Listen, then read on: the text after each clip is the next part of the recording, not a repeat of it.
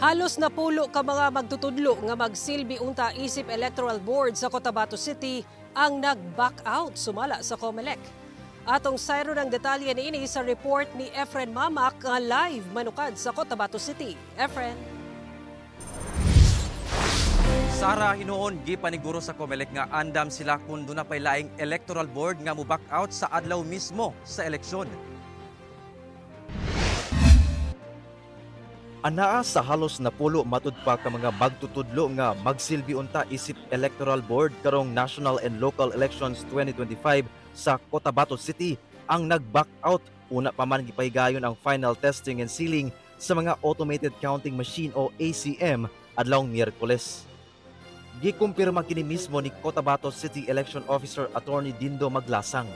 So far, prior to the conduct of FTS, merong sumulat na less than 10 na teachers natin nag-back out, either chairperson or clerk.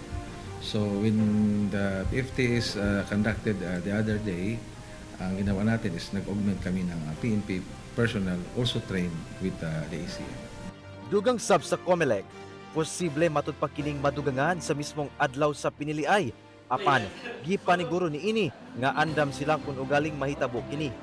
I'm expecting the worst. I'm expecting worst case scenario in the election day because we cannot prevent them if they will withdraw due to whatever reasons, threat or health reasons.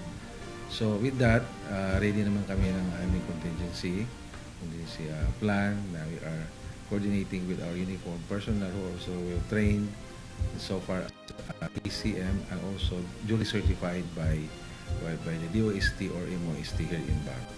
Samtang gibutyag sa COMELEC nga atol sa final testing and sealing, doon na kuno'y upat ka mga ACM ang nagkaaberya, gumikan matud pa sa technical problem. Sara, nagpaibalusab ang COMELEC Cotabato City nga karong Lunes ginatagan sa nila og prioridad ang mga botante sa vulnerable sector sama sa PWD senior citizen og buntis nga makaboto og sayo sugod alas 5 sa buntag hangtod alas 7 sa buntag. Sara. Okay, daghang salamat Efren Mamak.